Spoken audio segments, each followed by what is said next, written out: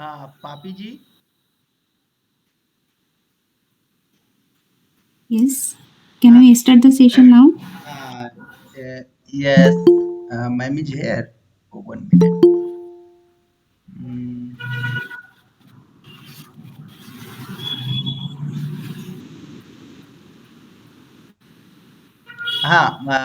ma'am, can we start, ma'am?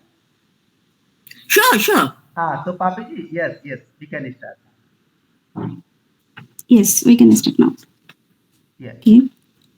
Very good evening and namaste everyone.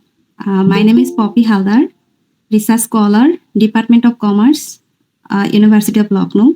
I am doing a PhD under the ICCR scholarship. Basically, I am from Bangladesh, and it's very wonderful to be here. And I am very happy to be a member of Indian Research Scholar Association because Indian Research Scholar Association's aim is to develop research and provide and promote research activities among the research scholars. Twice and thrice in a month, we all the research scholars come together in this platform for various session.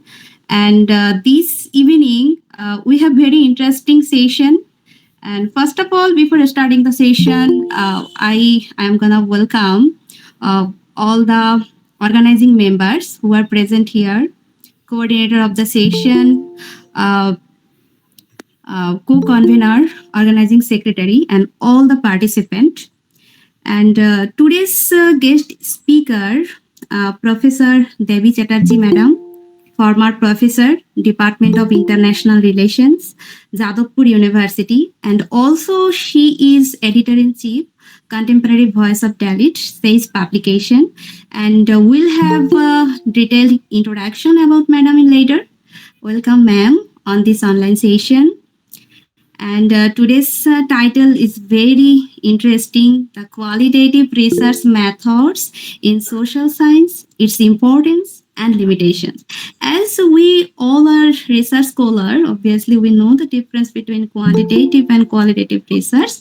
And qualitative research actually it provides insights into the real life situations, as qualitative research collects, analyzes, and interprets data by observing what people do and say. So I think this session will be very important, and it's very important for all the research scholars to know the pros and cons of research, qualitative research, so that it will be very easy for us in selecting the research method in our research. So. Ma'am, we are all looking forward to hearing from you, and I hope this 1 and 2 hour session will be very precious for us. Now I request coordinator of this session, Mr. Vikash Kumarji, research scholar, Indira Gandhi National Tribunal University, Amarkantak. Mr. Vikash Kumarji, it's over to you. Okay. Thank you. Okay, thank you. Um, Thank you, Papi ji.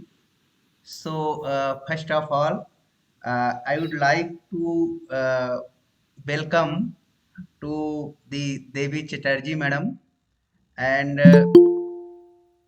in the depth of my heart and on the core of my heart, I would like to welcome the all participants uh, who had taken their valuable time and joined this lecture series. As I can see on the screen, many participants are here, Nancy Yadav, Dr. Swamila Swarnkar, Rakesh Kumar Prajapati, Ashwini Kumar, Harsh Jain, and Madhusudan Mukul and others.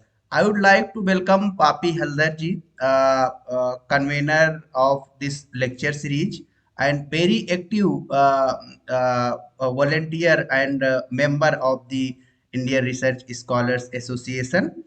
I would like to welcome the Madhusudan Mukul, research scholar from IGNTU. He's a co-convener of this lecture series. I would like to welcome the organizing secretary of this lecture series, Dhiresh Kumar, and there are many executive committee members of the Indian Research Scholars Association like Ashwini Kumar and others. Many professors and academicians have joined from the various college, universities, and institutions. As I can see on the screen, Professor B.D. Jani and Apurva and others. Dr. Ram Lagan Patel.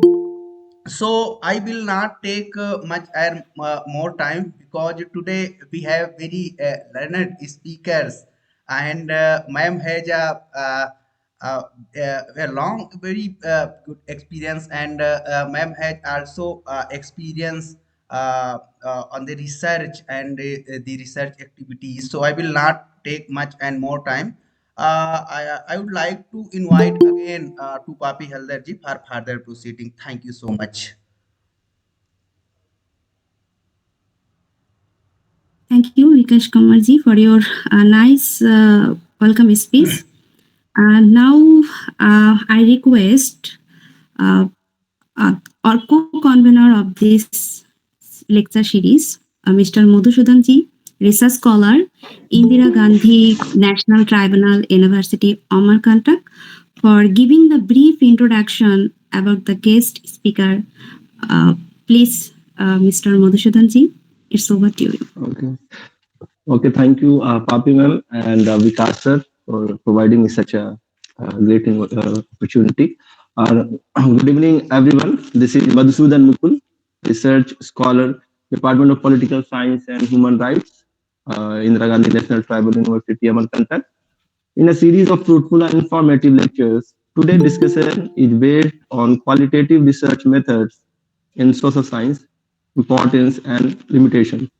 For this, I would like to invite and welcome Professor Dr. Debi Chatterjee, ma'am. Ma'am is a former professor of Department of International Relations at Jadavpur University, Kolkata. Over 30 plus years of teaching experiences. She was a visiting professor in Department of Political Science, Ravindra Bharati University. Is also in a Department of Human Rights and Human Development in the same university. She has been a guest lecturer at Department of Sociology and for the Human Rights Program under Department of Anthropology at Calcutta University.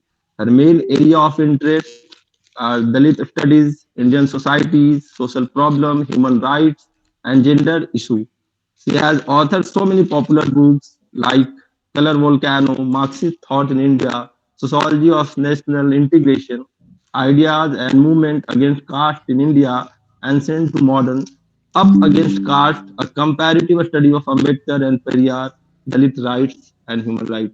Apart from this, she has been the co-editor of volume on human rights, theory and practice, written monographs, contributed articles, edited volume journals, and little magazines on the themes of human rights, the list, and caste operation. She has been a founder editor of biannual journal Contemporary Voice of Dalit, earlier called Voice of Dalit, and in recent years, ma'am has edited a book under very catchy title name. Uh, my dark skin flows my dark under my dark skin flows red river. This Sipra Mukherjee ma'am. So I request you ma'am to please enlighten us with your Okay, important lecture. okay. Thank you. Yes, madam. You're welcome, madam. Thank you very much.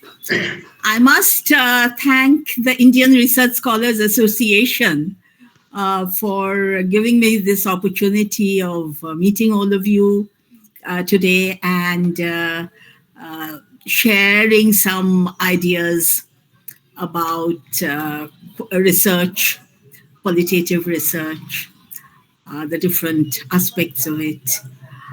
And I'm sure there will be an interesting discussion at the end of what I have to say.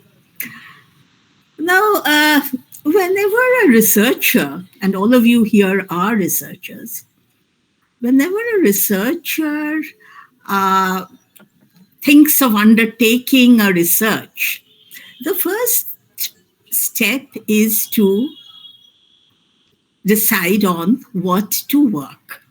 What area should be my area of study? And how should I proceed with that work? These are basic, without going into the technicalities, these are the basic questions that come to the mind of any prospective researcher. Whether it is a formal research at a university level or whether it is something the person is doing independently outside a university setting, whatever level he or she is working at, the person would have to first decide what to work on. The related question is why to work on that? Why will I work on a particular topic?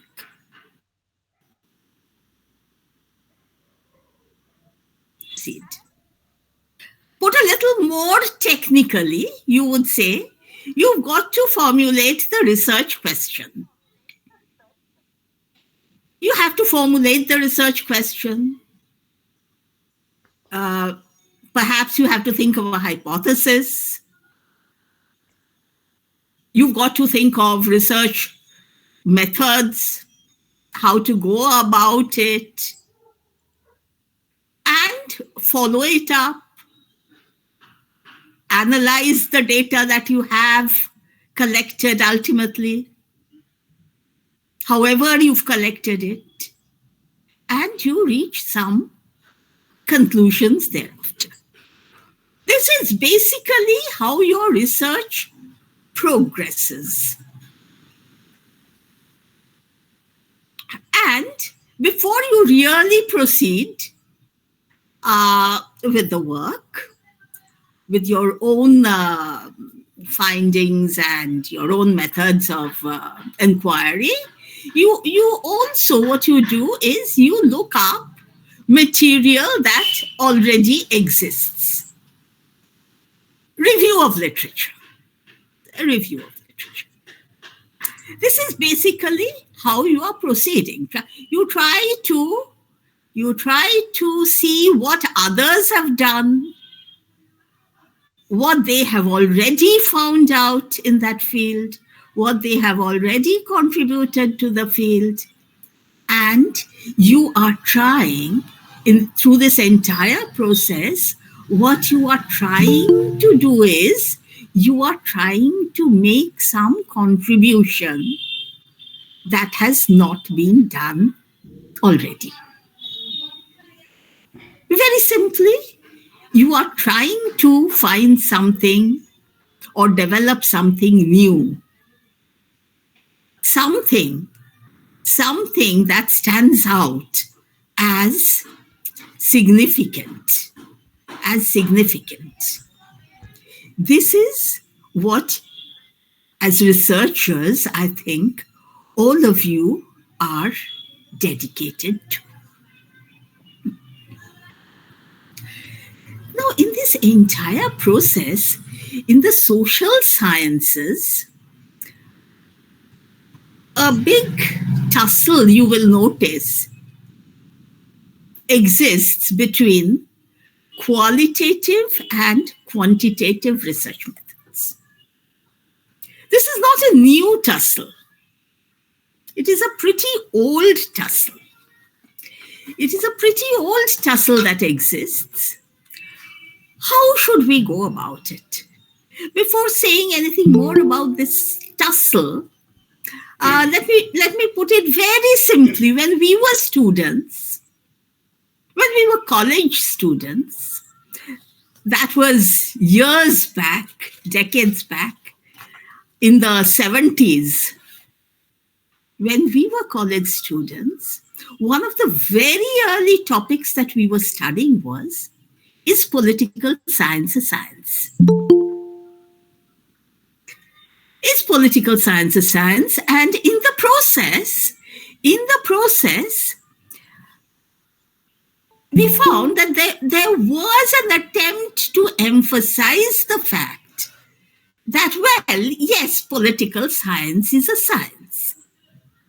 And at the same time, mind you, the name itself, political science, social science, using the term science, in the process, looking at the physical sciences, somewhere trying to prove that we are as good, within quotes I'm putting it, we are as good as those working in the field of physical sciences, if not better. And at the same time, accommodating our difference. Again, the word difference I put within quotes. Accommodating our difference because of the human element. Because of the human element that is involved in the social sciences in a way which is not identical as in the physical sciences. We are dealing with human beings. So it's a tussle that we have really lived through and you are living through right now. And that tussle is connected with qualitative, quantitative methods. Now, as I have already told you, it's not a new tussle. The qualitative approach, the qualitative methods, using qualitative methods in research, these ideas were really coming up from the late 19th century in the USA. Later, it spread to Europe, and in the 70s and 80s in Britain, it became pretty popular through the use of qualitative methods in educational sociology. In 1988, the first volume of International Journal of Qualitative Studies in Education was published. In 1995, the first volume of the journal Qualitative Inquiry was published. So qualitative methods were becoming important as a stream of ideas. It was coming into focus. Earlier, in 1920s and 30s, we find that major contributions were made in the field of qualitative research by anthropologists and sociologists. We had Mead in 1935, Mayanovsky in 1920, in the field of anthropology, talking about qualitative research. We had sociologists Park and Burgess in 1925 talking about qualitative research. Through 1900 to 1945, again looking back at the history of this period, we find that it is often referred to as the traditional age of qualitative research, 1900 to 1945. So qualitative data was being used mainly for descriptive purposes of social phenomena. Through the 1960s and 70s, most writings on qualitative research and textbooks of qualitative research were being produced. From the 70s onwards, we find that new perspectives were coming up. Structuralism, culture studies, feminism, and they were making think they were placing newer demands in the fields of, once again, qualitative research.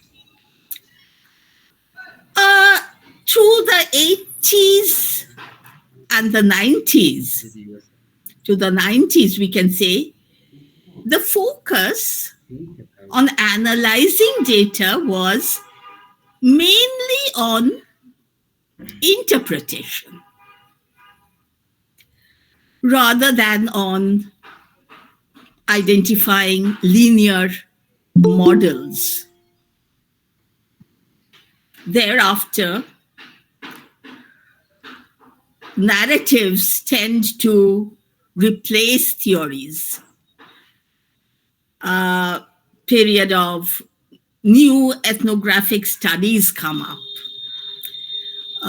It's not the grand narrative anymore that comes into focus. Focus is much more on local problems and their narratives. Thereafter, from the mid-1990s to 2010 or so, qualitative research links up with democratic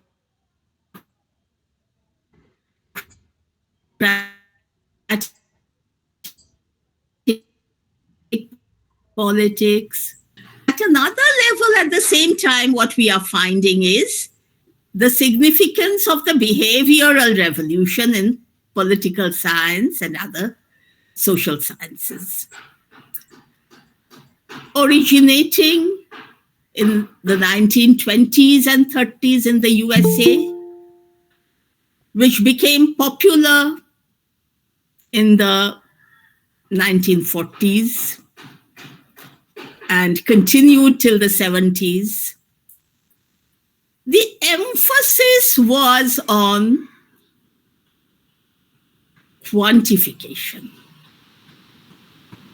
a quantified approach, trying to predict political behavior and other functioning styles by using statistics, numbers. So basically here you will find two lines of thought coming up. One, which tries to go into the depths of ideas, depths of situations, without looking at numbers, without focusing on quantification, a non-numerical approach. That was how qualitative research was developing, relying on developments in the field of anthropology, sociology, looking at the historian's work, looking at ethnography, case studies, taking interviews of people, participant observation, looking at biographies, analyzing texts, content analysis of textual material. All this was being done at the level of qualitative research, not numbers, not developing numbers there. Literary criticisms, focus group discussions, historical research, all these were coming. At another level, trying to develop, once again, within quotes, the scientific aspect of study, relying on figures, numbers, statistics, making the study area value free. making the study area value free. As I was telling you earlier, that through the 70s, early 70s, the first half of the 70s, when we were college and university students, in the field of political science, this was a basic question that was making its rounds. That is political science a science? Efforts were made to prove that it was a science, comparing it with the physical sciences. We can say, in a sense, perhaps this was a lingering effect of the behavioral revolution. Emphasis was still lingering on the question of objective value neutral, and in the process, rely more on numbers, quantities. So that is the point. A sharp difference was sought to be made between these two, and these two were increasingly being seen as sort of rivals. You either go for quantitative research or you go for qualitative research. Two completely different lines of thought. And quantitative research was, in a sense, trying to, if I can put it very simply and crudely, was trying to push out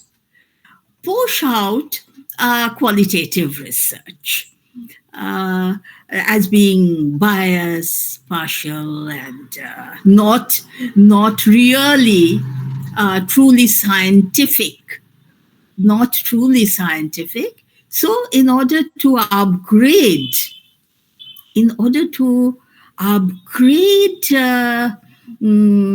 our research skills, what we need to do is go for more of quantification.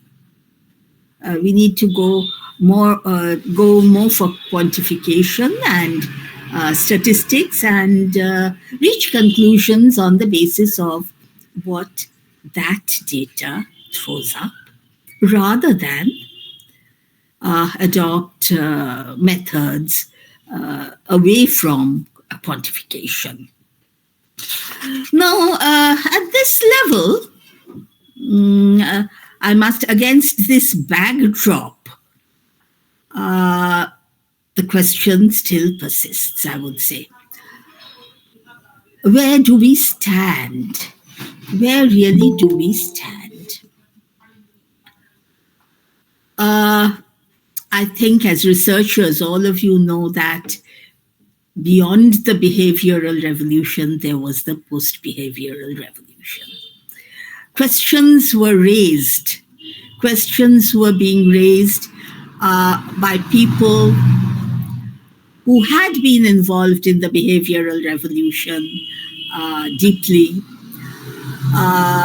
who raised questions about the weaknesses of the behavioral revolution. And efforts were being made to bring back the commitment, and challenges were thrown up for this value neutrality in many fields. That a basic question really, can the social sciences be value neutral?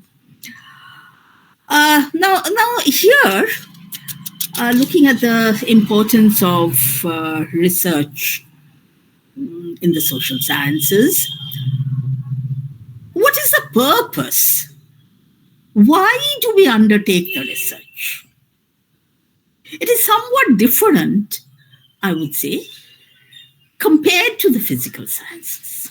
And that is something that we need to remember and concede, I suppose. There's nothing wrong in conceding this. Surely, it is a tool for knowledge. We are trying to develop our knowledge, build our knowledge, our skills, trying to understand various issues. Trying to understand various issues, sometimes issues which are interlinked and very complex issues. Issues involving human beings not in isolation, but human beings in human societies and having different institutional systems. We are trying to find out through these activities of investigation in social science research, we are trying to find out some truth as we believe it.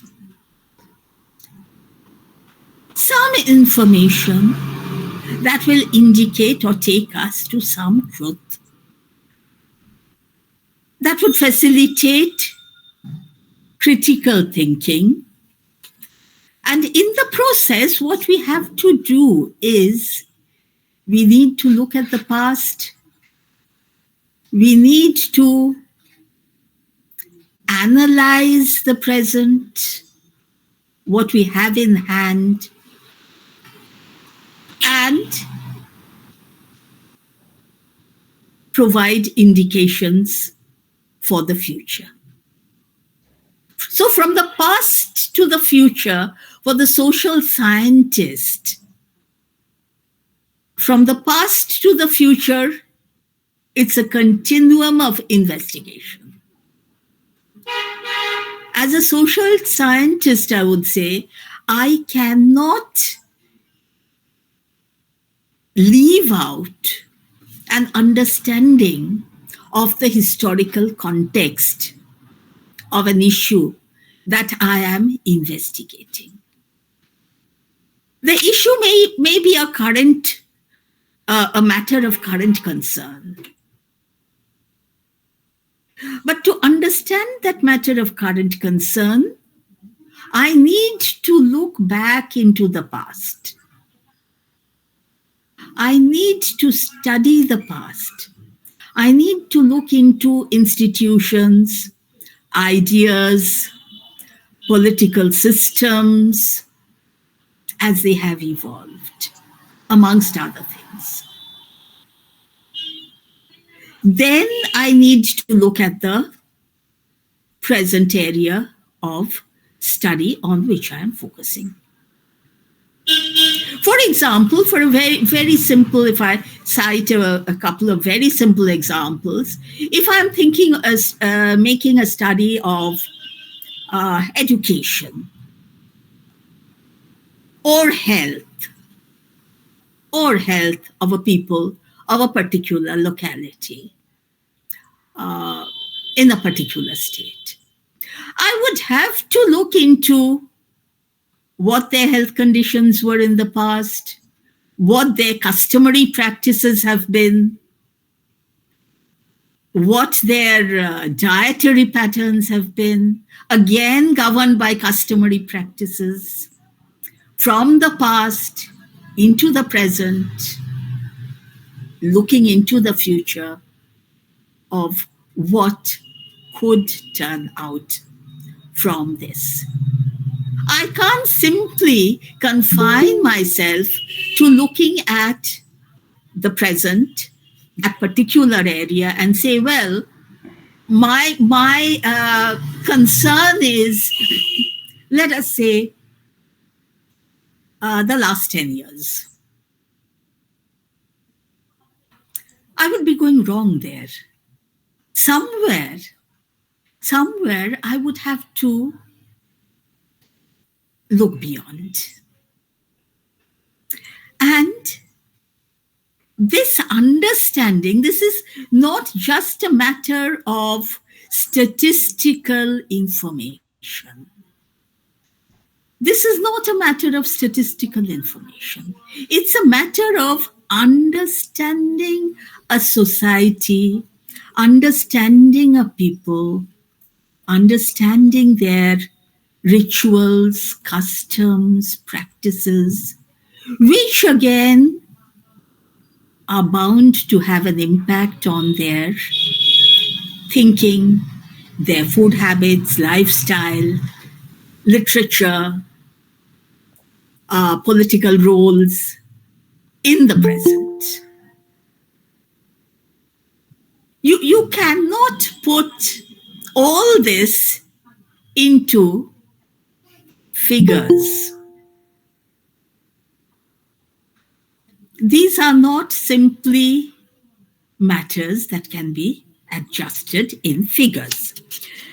You are trying to understand, perhaps, the present, but without looking back to the past, without looking to the future.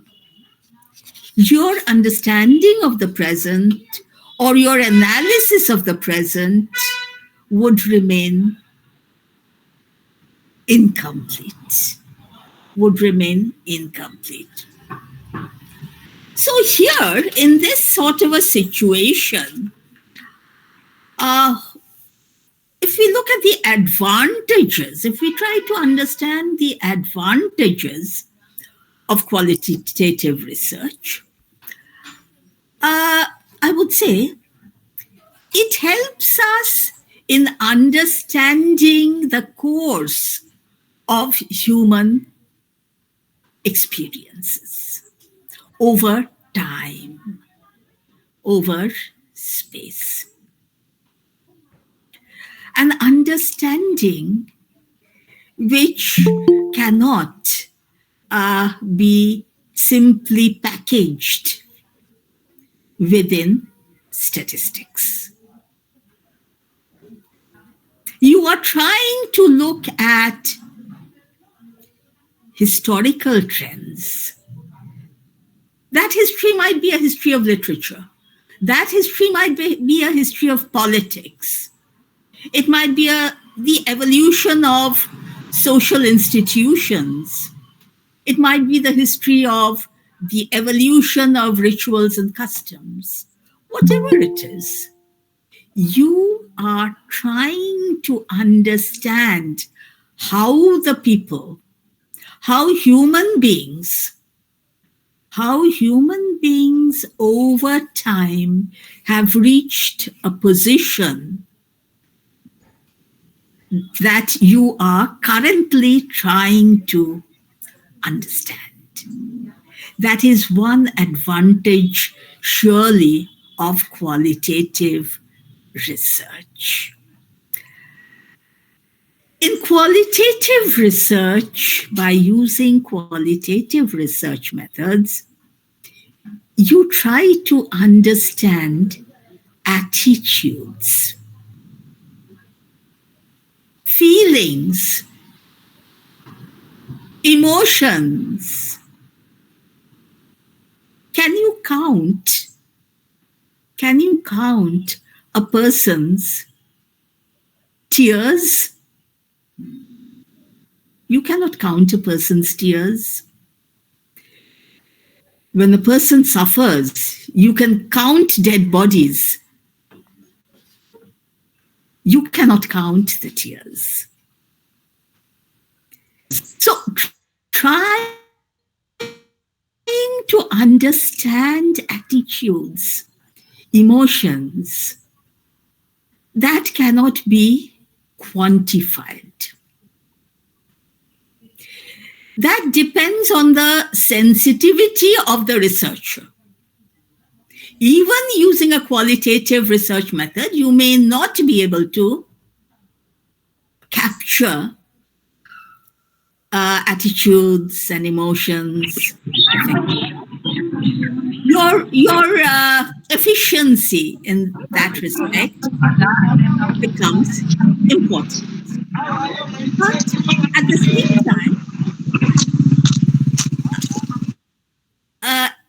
same time, you will have to rely on the qualitative method where you try to understand attitudes and emotions of people amongst whom you are undertaking your research.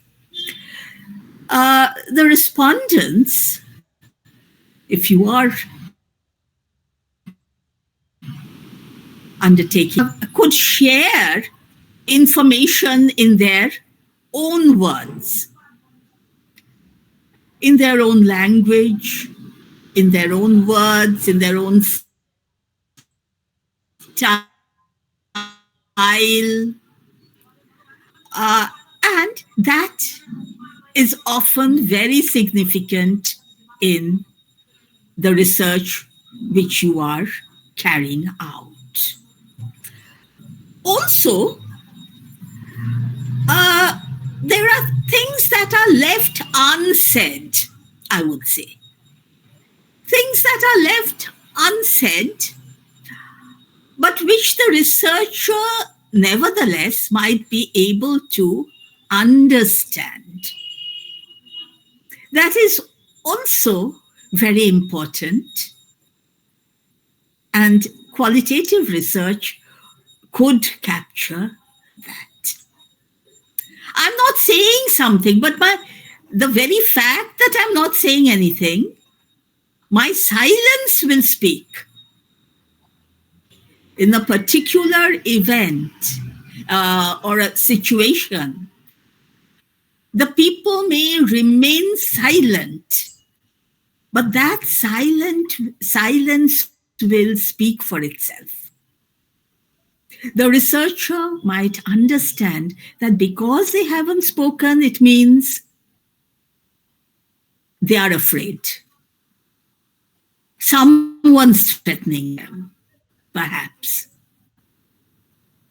More investigation is necessary. So in that sense, it is much more flexible. It is much more flexible. And as I said, the researcher here, of course, has to be very, very sensitive in using this. There is a scope, there is an opportunity here for a measure of speculation. As I said, people are not speaking. One researcher might interpret it to say that, well, they are not interested. The other one might say that, well, they're frightened. The third one might say they don't understand. So you could interpret it differently. Yes, there would be speculation. And well, your rival or opponent on the other side would say, it's unscientific. Your study is not based on statistical analysis here. So you are coming up with these either ors and the differences. But at the same time, this flexibility itself is the advantage that has to be understood. The qualitative method also has the advantage of encouraging discussions, interactions between the researcher and the respondents. And the researcher becomes an integral part of the entire research process. There is a substantial scope of using one's skills, I may say, through field surveys, participant observation, turning to textual analysis, looking at oral history, searching out oral history. All these can provide very interesting material for developing the study. positive sides. On the other side, there are certain weaknesses that we need to keep in mind. I have mentioned the advantages, the positive sides of qualitative research. Now let us see what the difficulties are in the field of qualitative research.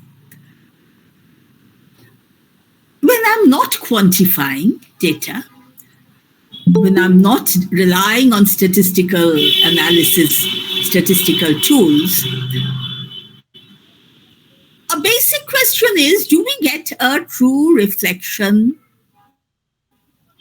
of reality? Because there seems to be too much space, apparently, in certain cases, for opinions to intrude, opinions of the researchers to intrude into the analysis. And that is not really, as I said, not really always considered to be very accurate or even scientific. There is the possibility of being biased. We all have our biases. No one can be truly neutral. Our experiences generate our biases. Our education, our peer pressure, our upbringing, our understanding, all these generate certain biases, which are, again, not necessarily conscious opinions. Biases that can operate at the subconscious level. And when we are not relying on statistical information, these biases might affect the outcome. In selecting a sample, in selecting the topic or structuring the topic in a particular way, our biases might intrude. We are trying to fit the entire issue in the way we want, instead of letting it develop along its own course. We try to fit the entire analysis in the way we want, according to our biases. And as I said, it's not always a conscious process. Biases operate at the subconscious level also. Attitudes, our attitudes, the researcher's attitude, not the respondent's attitude. The researcher's attitude, again, can be conditioned one way or the other. We try to dig up answers or material in the way in which we want it to come up. That is, we take up some material, we leave out some material which is inconvenient for the analysis. There's a lot of material. We don't use all material. We are selecting. The moment we are selecting, our biases come into play. And we are not using standardized data here. Also, it is labor intensive, time consuming, and much depends, as I have already mentioned this, much depends on the skill of the researcher. As a researcher, we have to be very, very careful, very skilled for the task. Otherwise, things will go wrong. Now, you can say, isn't that true for quantitative research also? Yes, and no. I'm saying, yes, need to know how to develop the models with your data, go about the mathematical calculations, collect that data. Sure, that's important. But once it falls in place, it falls in place mechanically. Your delicate skills, which I was referring to earlier, your very delicate skills become important when you are going for qualitative methods. You've got to be I repeat this using this word, you've got to be very sensitive. I will not open up to you unless I feel a bonding. As a respondent, if you want me to open up, you will have to take the first step to establish that bonding. And that's a very, very delicate skill that the researcher has to have. Not everyone can develop that, or not everyone develops it, or is conscious of the importance of it. So it's not just between one method in a simple way and another method in a simple way. The entire issue is much, much more complex that we are looking at. Also, results here that you find when you are going through a process of qualitative research, the results in that sense are not verifiable, as in the case of quantitative research. That makes it somewhat complex. That makes it somewhat complex because, as I was telling you just a while back, that just looking at silence as an example, we can have multiple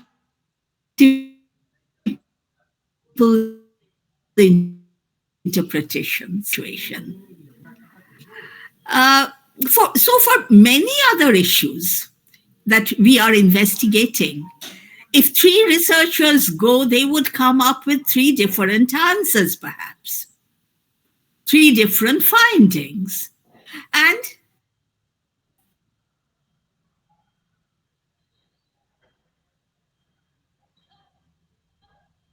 none of them might be wrong. This would be, but these different findings would be different, surely. But through the use of quantification, using numerical data, whoever goes using that same basic material would come up or should come up with more or less the same findings, the same results.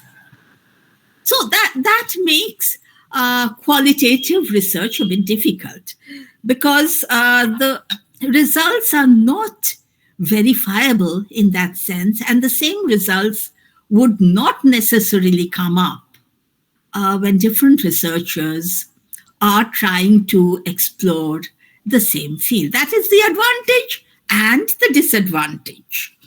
You don't get a standardized result.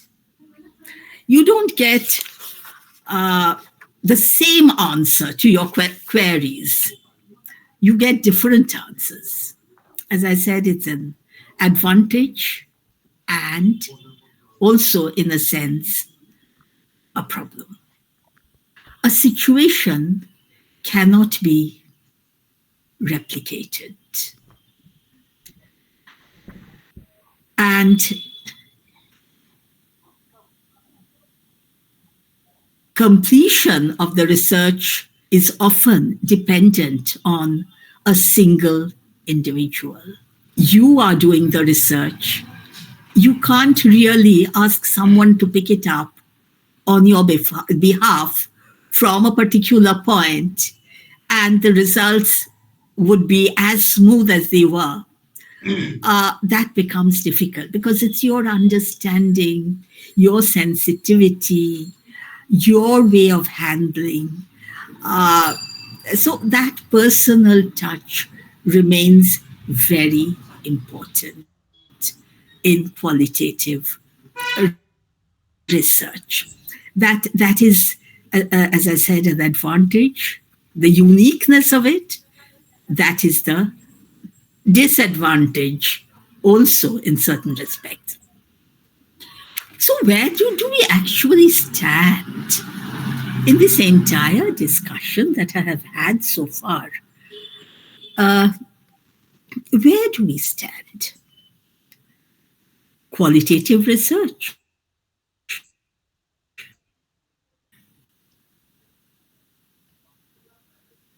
quantitative research. Which should we adopt? Which course should be ours? I would say they are not rivals. Unfortunately, we sometimes place them as rivals. It is not an either or situation. It's not a question of choosing one or the other in opposition to one another. Rather, we can say they are complementary. One supplements the other. In certain cases, for certain types of studies, quantitative research methods might be more suitable. In certain other types of studies, quantitative research methods might be unsuited. Qualitative methods might be desirable and encouraged. In certain cases, it would be advisable to adopt both the methods to supplement one another, to collect data, to analyze data using both the methods. So they have to be seen as complementary, not one against another. Supportive, one being supportive of the other, would be the best way to look at it. At the same time, depending on the field, depending on what sort of topic you're working on, depending on what sort of area you are researching, you will have to choose how to go about it. The tensions or conflicts or tussle, as I said, between these two has been ongoing. Sometimes one tends to come more into the foreground, trying to push out the other. Some at other times it's the other way around. But it is an ongoing tussle till today. But I repeat, there is no inherent fight between the two. Depending on the research area, you have to make your choice considering the advantages and weaknesses that both have. Now, I think I have taken up a lot of your time. I would stop here. Thank you very much. If there are any queries, observations, comments, please do go ahead. Oh, so thank you so much, madam. So today, I think the scholars had joined from the various university, and also some scholar had have joined from the Bangladesh. Some have joined from the Afghanistan. One had joined from the Vietnam. So, thank you so much, madam. So, I would like to request to the participants if you have any doubt, any query, and if you want to ask about something this lecture, so you can ask to directly, ma'am. First, you should be give your introduction, and the second, you can ask the question directly to madam. Thank you. I have a question. Okay. Yes, Nancy ji. Good evening, respected ma'am. I'm Nancy Yadav from Lucknow University, Department of Education. Ma'am, first of all, the lecture was amazing. You told us about qualitative research, its advantages and disadvantages. Ma'am, as you have told that qualitative research is very time consuming. So, ma'am, I had this conflict only because, ma'am, I'm very good at interacting with people and I love discussion. But this was my main concern, as qualitative research is more time consuming. So, ma'am, how should I deal with this conflict? And, ma'am, am I audible? Yes, Nancy, I can hear you. Yes, ma'am. So I'm in a conflict of this only because, ma'am, qualitative research is very time consuming. I developed that interest. I wanted to do my research in this field only, but ma'am, it is time consuming. So this was my main concern. And secondly, ma'am, one more question I want to ask, ma'am, how we do literature review in qualitative research? So, ma'am, these are my about the time factor. It is time consuming, and the fact is, since it is time consuming, you'll have to give the time. There's no shortcut really to that. But I would suggest that you plan your work carefully. And if you plan it out carefully, you can cut a bit on the time factor. Time wastage is also dangerous in any work. So if you're rationalizing the entire process, draw up a clear plan about how you're going to proceed with it, how much time you're going to allot for this purpose, for that purpose, etc., etc., then perhaps you'll be able to reduce some of the time that is required. But as I said, since it is time consuming, you can't really reduce time too much. You have to be mentally prepared for giving the time, but rationalize it. That's question number one, which you asked me. The second question was, will you just repeat the second question? Ma'am, my second question was that how we do literature review in qualitative research. Right. Literature review. That depends entirely on what your study topic is. You will have to look up material, books, journal articles or book articles that people have written on related aspects of the topic, contributed to the topic from different angles. Not just directly on the topic, but from different angles. Can I ask you specifically what your topic is? Actually, ma'am, this is my first year. Recently, in December only, I have given coursework exam. So now, ma'am, the procedure will start about getting the guide. So, ma'am, I was just studying some different. Ma'am, I was studying some research papers. So, ma'am, I have actually, ma'am, I have done MBA. So I just wanted to connect my topic. Actually, ma'am, I'm from Department of Education. So I wanted to do something that should be related to education.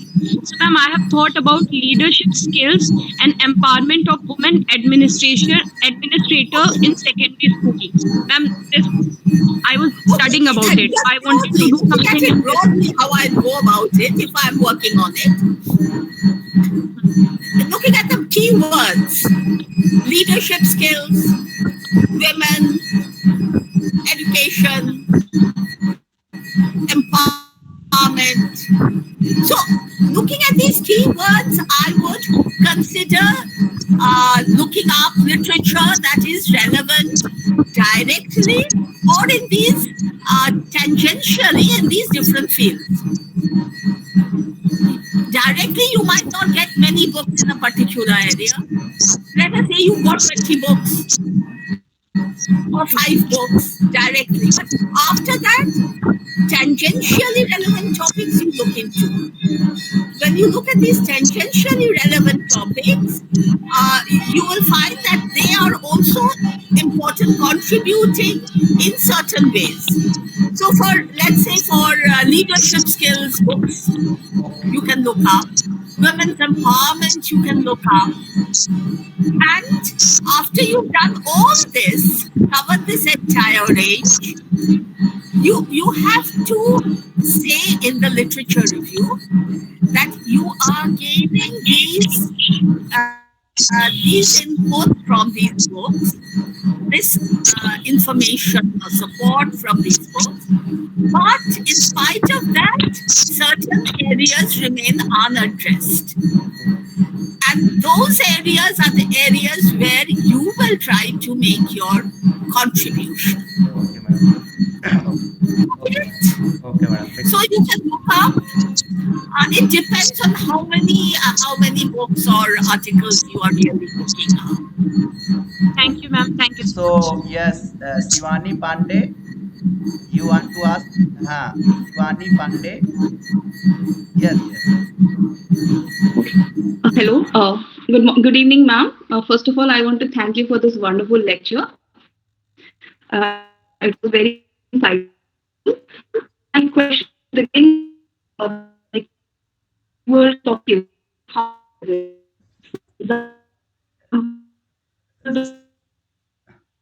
Shivani, I can't hear you. talk Once about more, will you repeat? Shivani ji, your voice is not clear. Please ask again. Yes, um, yes, yes. okay. Am I audible now, ma'am? Yeah. Yes.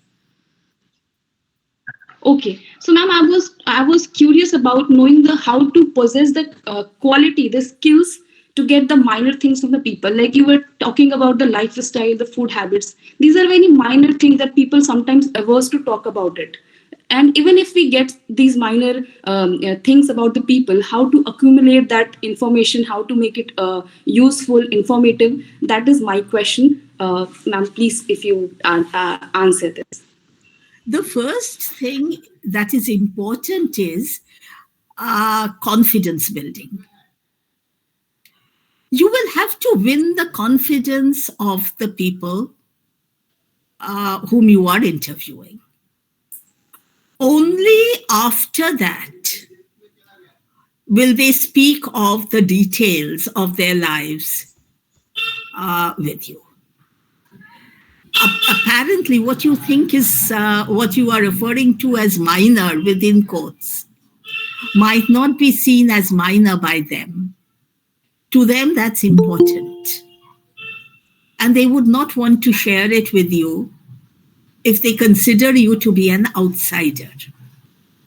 So you've got to be seen as someone who is close to them, with whom they can really share the details of their lives.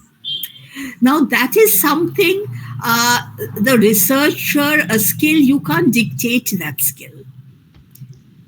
You've got to feel it. It's a question of feeling of the researcher. And it's a question of effort over a certain length of time. The first day you go, people would not talk to you properly. They would look at you with suspicion. The next day, they might open up. You will have to go still the next day. So, it's a process. It might take days before they really open up to you. And how soon they'll open up varies. Varies on the topic that you're working on.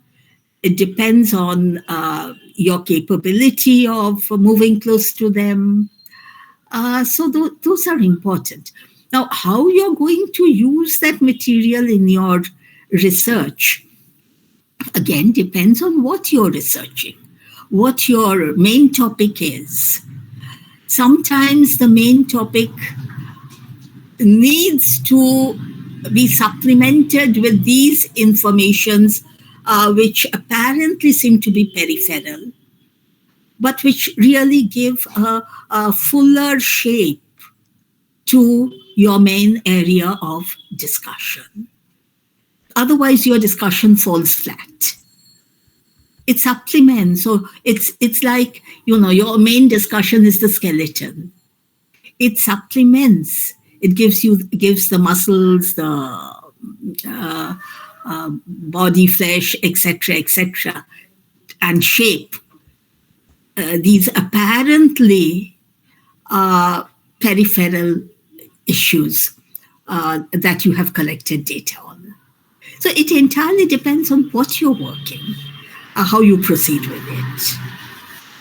And exactly how much time it would take, again, is you can't have a hard and fast rule for that. Thank you, ma'am. Thank you very much. So, Hasnain Raja had raised your hand. So, you want to ask something? Hasnain Raja, can you listen us? Okay. So, anyone want to ask questions? Yes, Srivastava ji. Apurva Srivastava ji. Ji. Hello, ma'am. Hello. And Ma'am, I want to ask one thing. If I took up a mixed type of research involving both qualitative and quantitative methods, which one I should proceed first, quantitative or qualitative? okay. Again, I suppose there couldn't be a hard and fast rule there. It depends on your research topic. It depends on how you're structuring the entire work, what your source of data is. If it's field data you're collecting, that goes one way. If it's data you're collecting largely from documents, that goes another way. I would say when it's field data, if you're collecting data from the field, it is better to do some work before that and take field data at the middle point or a little later, because that structures your knowledge. You know what you're searching for. You've done the background work. And collecting field data from the field is often not very easy for multiple reasons. One is time consuming.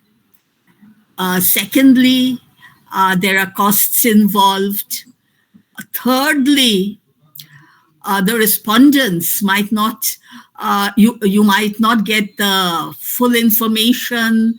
After you've done more studies, you feel like, I should have asked them these questions. You go a second time. That's not a very desirable way to go to the respondents. When you go to them, try to collect the maximum because they are giving you their time to you. You've got to remember not only your convenience, you've got to remember the convenience of the respondents. They have their own work. So if you say that, well, last time I forgot to ask you this, that's not a good way to go about it.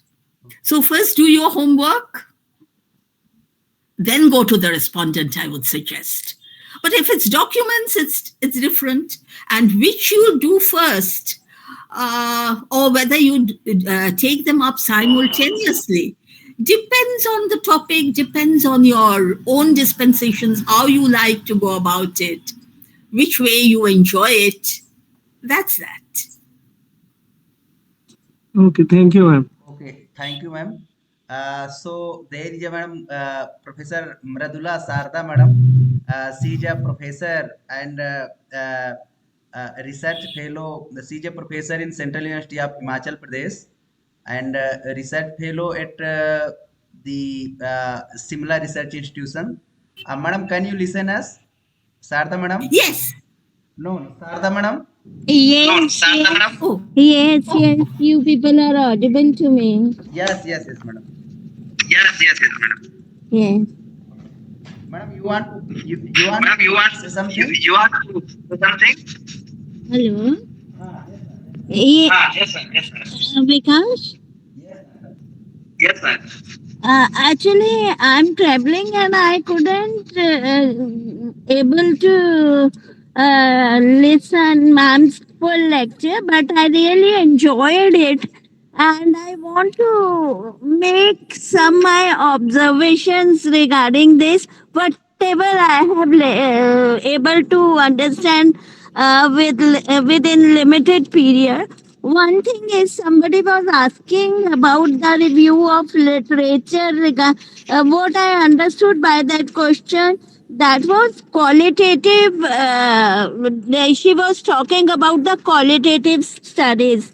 So my suggestion to that research scholar is that we get some inferences from the qualitative research, and whenever she will review the literature, that time she should go to mention those inferences in her review of literature. And review of literature, as ma'am we gave you a very good understanding of what kind of the review and what kind of the benefits we get. But particularly I want to say to understand the need of this study and the research question. It's to make our study more focused. So I think this is one of the my observation in related to her question. Otherwise, ma'am, I'm very thankful for I'm able to listen you very limited words I have gone through because of I am traveling from my place. So I'm very thankful to ma'am, and I'm fortunate to listen her. thank you, Dr. Sharda. Thank you. ma'am. Thank you very much for your comments, and I fully endorse what you have very full information you've given about the review of literature. I fully agree with you on this. Thank you very much for adding. Welcome, ma'am. Thanks once again. Okay. Okay. So any participants? कोई हिंदी माध्यम के participants हो, I am maybe also English. So no issue. If any Hindi medium research is called to ask something, so you can ask.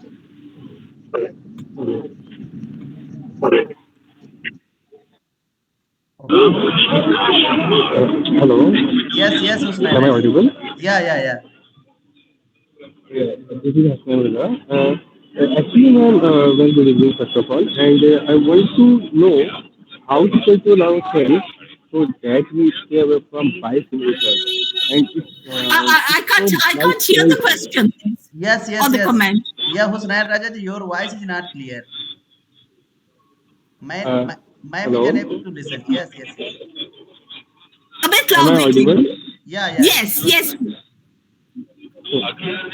My question is that how to control ourselves so that we stay away from bias in research.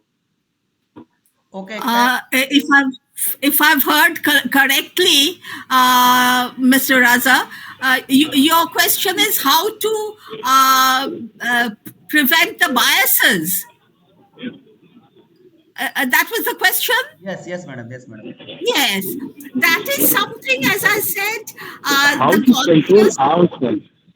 Yes, that's how to control ourselves. Right. how to control ourselves or our own biases, I would say to an extent, Okay. we can do it. I can I can try to regulate my own conscious thought process, understand my limitations, and try to counter those, and thereby reduce my bias. But as I said earlier, not the whole of it is conscious. Part of it operates at the subconscious level. The sort of family upbringing, the sort of schooling I've got, the sort of community attachments I've had, all these lead to certain built-in biases that we are not even conscious about always. Countering those would be very difficult. So an element of bias cannot be ruled out. What we can identify when we are when in a sort of introspection, when we can identify a bias, we should try to counter it. But I don't know. Personally, I don't believe that we can really have absolute neutrality. Because after all, we are dealing with human elements. So to say that I am totally neutral on a point, I think is that itself is a bias. That itself is a bias. So you've got to make an allowance for that bias. So you've got to make an allowance for that bias. That's how I put it. That's how I put it.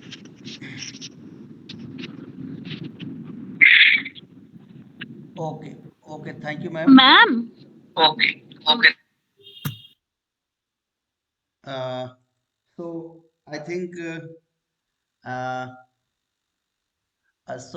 now I want to invite again Papi Haldarji for further proceeding. So now participants, I have sent the mail of our association to the comment box.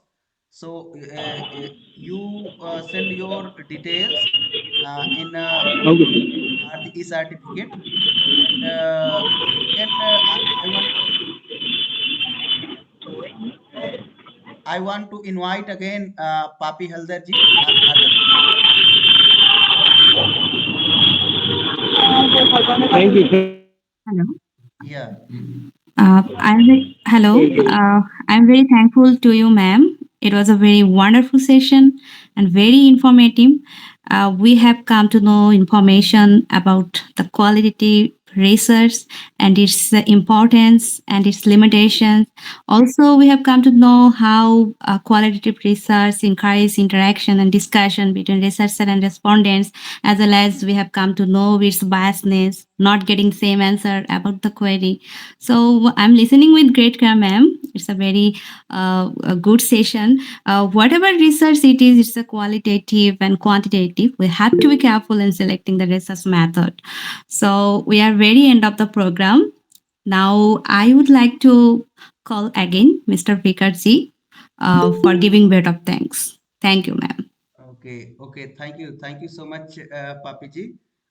First of all, I want to request to the all participants, if anyone want to make the part of the IRSA, so you can send your name and photo and curiosity to the IRSA mail, and you can send the message in to me.